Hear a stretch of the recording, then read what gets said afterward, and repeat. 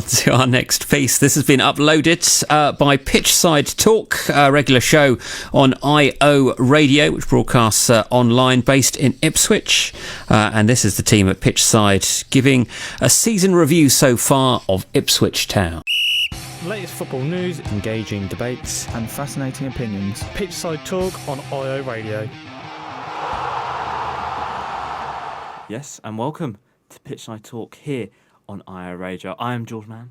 I present Pitchside Talk with my co-host Dan. Yes, hello. How you doing, Dan? I'm all right, thanks. You? Yeah, I'm all good. Yeah. Good. You might not like me after this interview. No, maybe not. Might not like me. So here on Pitchside Talk, we talk about all the latest footy news from Ipswich Town, Premier League, all your cup competitions, anything. We cover it all on this show. Mm-hmm. And today we are going to do a little season review so far of Ipswich Town's season. Yes. Don't look too happy.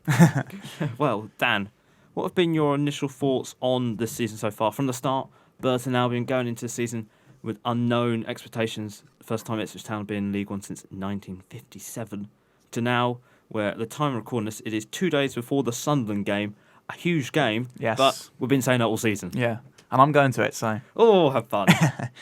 Yeah, I think going into League One this season, we didn't know what to expect. And, it started off really well. I think, we went 12 games unbeaten at the start of the season, which was fantastic. A great run. I think it was a joint record, actually. If I'm right, probably not. I think it was a joint record. But, yeah, fantastic start to the season. We were all very confident about, we're better than everyone else in the league. Our squad looks good. And, we weren't putting in the best performances, but we were dragging out results, which is what counts in football. Results. So, yeah, a great start to the season. But as it went into the end of October and November, that's when it started to go downhill. We had a lot of cup games. I think that was one reason that affected us. And, yeah, in the league, I think we got 1 win in 15. Yes. Same record as Paul Hurst, by the way. Yes, that is true. But it the league was just stop and start over and over again. There was international breaks that Lambert didn't want to play in, and it wasn't a great schedule. So we got 1 win in 15, which was a really poor run, and it kind of brought us back down to earth, I think, a little bit. I think the expectations of the fans changed in that period. I think at the start we were, confident that we were going to go up, but now going into that run, I think it was the first loss was Accrington.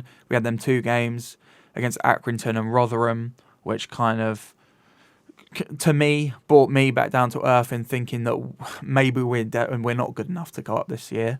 And I think as time went on, that's kind of the thoughts that the fans had. But we've had a few wins recently, but it's these 2 last games against big clubs that have, it hasn't been a good time in the last week. I think we were top a couple of weeks ago, and now we're 4th place, so it's not great. We got thrashed on Saturday against promotion rivals Peterborough.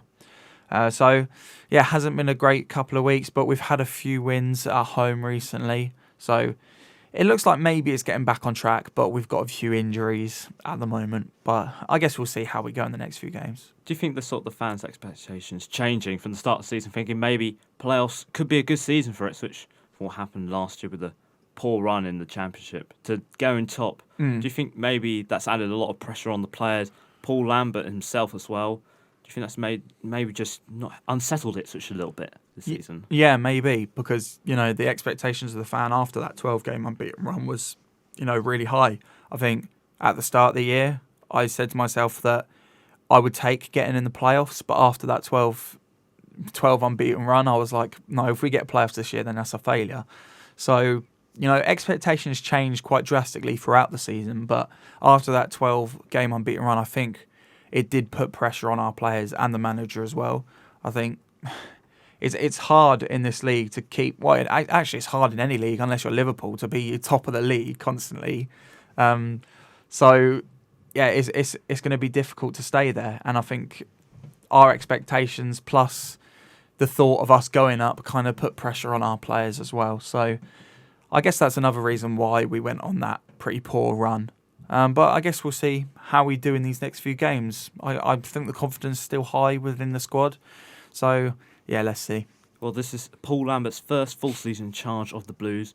He was in charge October, but we sort of don't really count that season, really. No. We didn't get already to see kinda down. much. Yeah. It was just a little teaser to what we could see. What have you made of him this season? His first full season in charge. His starting 11s have caused a lot of controversy. His tactics have been at ROM in games like Rotherham, for example, and Accrington.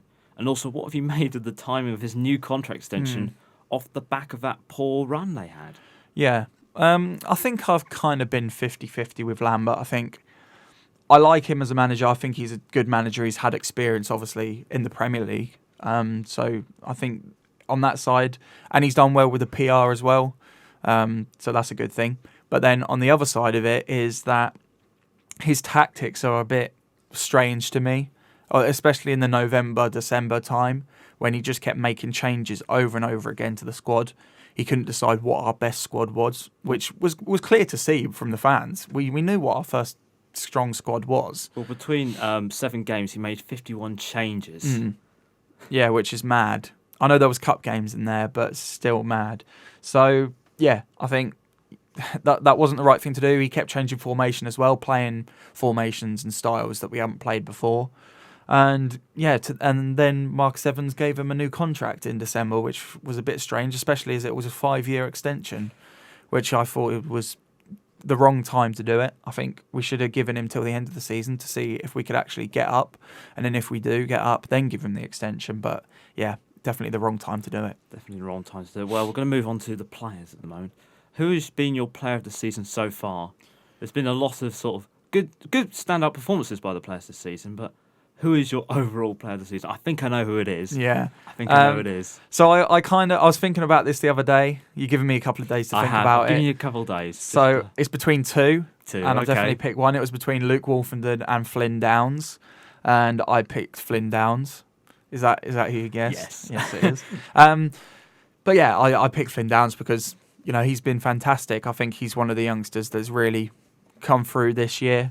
I think in games he's controlled the midfield really well. I think he's made the difference sometimes in the midfield. He can pick up the ball and his distribution is fantastic. So I think he's definitely been a player that is kind of gradually come into the squad last season, and now he's definitely a star in the squad for this year. But I'm just worried that we won't be able to keep him for next season. Well, speaking of players' futures like Flynn Downs and Luke Walden, who have been linked with Premier League clubs, and Dobra as well, can't forget about him, yes. linked with Brighton as well. Do you feel if Ipswich don't get promoted this season, it's going to have massive implications in players' futures and sort of the club status? Because it's going to, if they don't get promoted, it's going to be like another build season, is it, after that? Yeah, I think it will definitely have massive implications, especially on the younger players' futures. As you said, Dobra got an offer, Downs and Wolfenden. If we don't go up this year, I can't see them staying. Because I don't think, they've had offers from Premier League clubs, so I don't think they want to stay with a club that's in League One and looks like it's going to stay there. So it's hard to say what will happen in the summer. It'll be interesting to see what players want to leave, what players are going to stay, and what players we bring in. But it's quite worrying for me to see that Downs and Wolfenden are playing so well, and I think that if we don't go up this year, then it's going to be hard to keep them in the summer. Definitely. So, final question. Where do you think Ipswich are going to finish now in League One? At the start of the season, you said 6th. Yeah. I said 7th. Yes, you did. You're doing better than me. I'm sorry. But where do you think they're going to finish now at the end of this season? I think it's difficult to say at this time because we don't know how form is going to change. But I'm going to say 5th place. Ooh.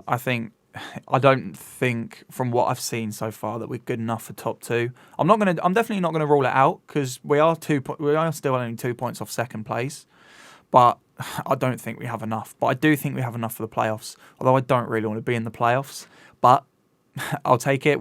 I think we're going to finish 5th this season. Well, speaking of sort of the top 8, because you don't want to be in the playoffs, Ipswich haven't been a team in the top 8 this season. Yes. The highest ranked side they've been is Fleetwood. Yes, which is a bit worrying as we're in the playoffs. Very worrying. Well, I want to say thank you for listening to this little review of Ipswich Town's season so far. If you want to listen to us live on IO Radio, it is Wednesdays at 2 p.m. If you want to follow us on Twitter, it's at Pitchside Talk. Even Instagram is at talk_pitch. And if you want to listen to any of our previous shows, search for us on YouTube and you can find all of them as a podcast. Yes. So I've been George. And I've been Dan. And thank you for listening. And ciao. Bye. George and Dan from Pitchside Talk on IO Radio. Thank you very much for uploading.